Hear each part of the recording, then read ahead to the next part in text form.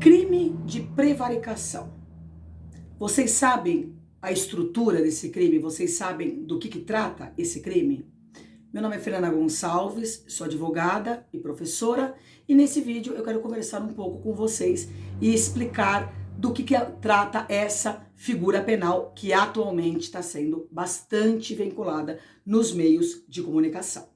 A ministra Rosa Weber, do Supremo Tribunal Federal, determinou à Procuradoria-Geral da República que se manifestasse acerca de uma queixa-crime versando sobre esse crime e uma suposta conduta praticada pelo presidente da República. Por isso, esse crime ele vai assumir especial relevo nas cobranças dos exames unificados da Ordem dos Advogados do Brasil e de uma maneira em geral nos concursos públicos. Sabemos que os examinadores eles cobram a atualidade. Então, o bom candidato e o bom estudante, para obter êxito nas suas provas, deve se manter sempre atualizado. E um dos crimes que se menciona muito atualmente é o crime de prevaricação.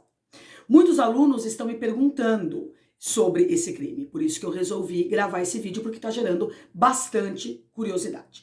O crime de prevaricação ele está previsto no artigo 319 do Código Penal, que estabelece retardar ou deixar de praticar indevidamente ato de ofício ou praticá-lo contra disposição expressa de lei para satisfazer interesse ou sentimento pessoal. A pena prevista é de 3 meses a 1 ano e multa. A primeira informação relevante com relação a esse crime é que é um crime contra a administração pública. É um crime praticado por funcionário público contra a administração em geral. Portanto, o crime de prevaricação, ele não será praticado por qualquer pessoa. Doutrinariamente, ele é classificado como um crime próprio, ou seja, aquele que reclama uma qualidade especial do sujeito ativo para que ele possa ser praticado. No entanto, cuidado, admite a participação de terceiros. Analisando o tipo penal, nós verificamos a presença de condutas omissivas, quando o funcionário público deixa de praticar, aqui nós temos um caráter definitivo, ou retarda a prática, aqui nós temos um caráter transitório, de um ato de ofício, ou pratica contra a disposição de lei. Nesse caso, nós temos uma conduta comissiva, é um fazer por parte do funcionário público. Portanto, a prevaricação ocorre quando o funcionário público não age como deveria agir. Esse crime, ele é denominado como a autocorrupção, no sentido de que o funcionário público se deixa levar por alguma vantagem indevida que pretende obter para si, violando com isso os seus próprios deveres funcionais. Ele se corrompe movido por interesse ou sentimento pessoal. Inclusive, essas são as palavras-chave desse tipo penal. Tem que estar presente obrigatoriamente o interesse ou sentimento pessoal. Por isso, na prática, é muito difícil se caracterizar esse crime. Você tem que saber qual que é o móvel do agente, o que é uma missão bem difícil. E o que seria, então, esse sentimento pessoal, tendo em vista que ele tem que estar presente para a caracterização do crime de prevaricação? É todo aquele que abrange o espírito do funcionário público. Nós podemos exemplificar a vingança, o ódio, o amor, o desprezo. Os sentimentos, eles tanto podem ser nobres, quanto eles podem ser negativos. É aquele caso em que o funcionário público não expede determinado alvará somente para prejudicar o seu inimigo. O que é importante mencionar é que a nobreza do sentimento, aqui nós podemos citar até o agente age ou deixa de agir por caridade, eles são indiferentes para a caracterização deste crime. E qual seria a natureza do interesse ou do sentimento pessoal? Qualquer uma. Pode ser de natureza patrimonial ou moral. É preciso ter alguma atenção quando estivermos diante da natureza patrimonial da vantagem indevida. Eu explico. Essa vantagem indevida, ela não pode estar relacionada com o oferecimento ou a entrega da vantagem pelo particular. Porque se estiver presente essa situação, aqui nós teremos o crime de corrupção ativa ou passiva, conforme o caso. No crime de prevaricação, o interesse ou o sentimento é do próprio agente, não há interferência de terceiro. É claro que tem que ser de forma indevida, inclusive o próprio artigo legal faz essa menção, porque se a vantagem for devida, a conduta do agente for devida, nós não estaremos diante dessa figura delituosa. O caso, nós estaremos diante, então, de um fato atípico.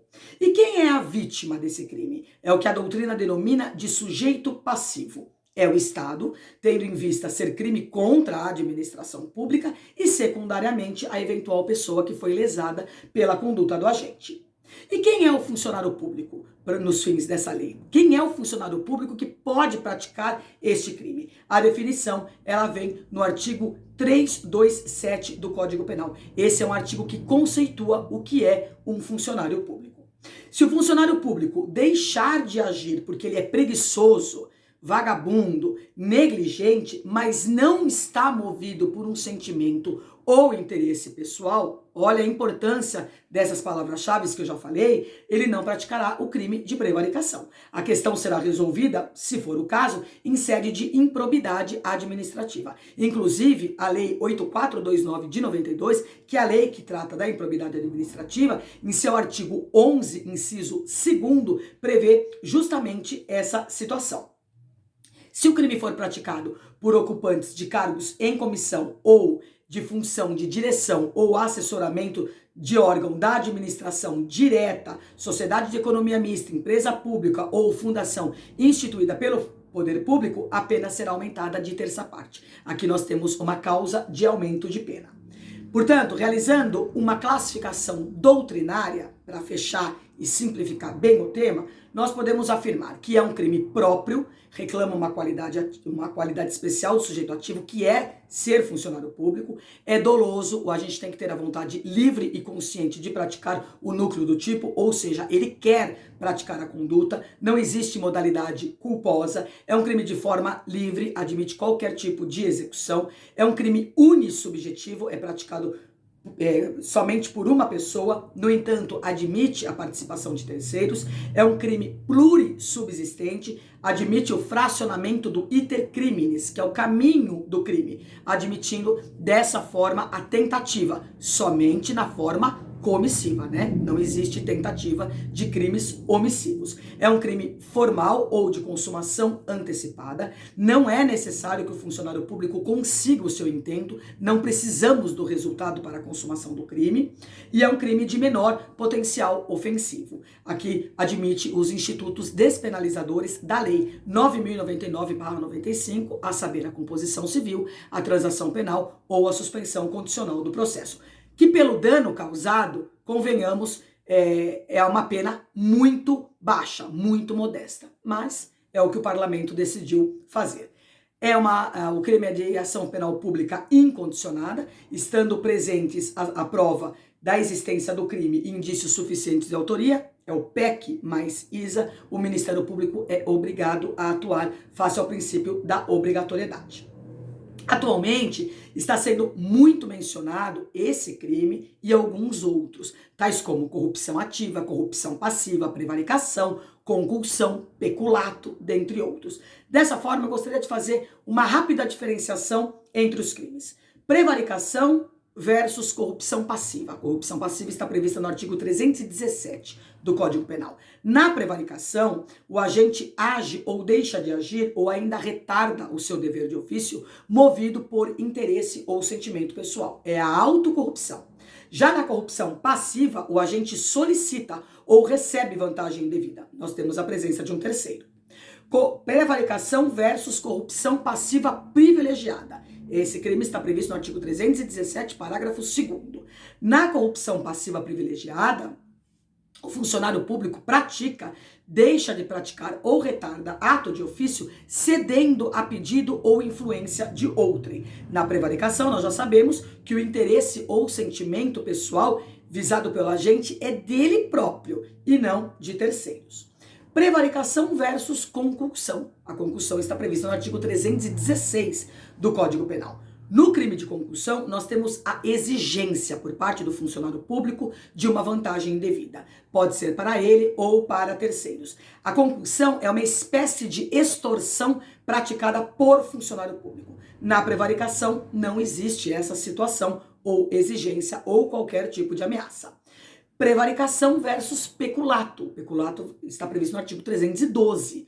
No crime de peculato, o funcionário público se apropria ou desvia bens a que tem acesso em razão do cargo. Nós não temos a presença de um sentimento pessoal ou interesse pessoal, como ocorre no crime de prevaricação.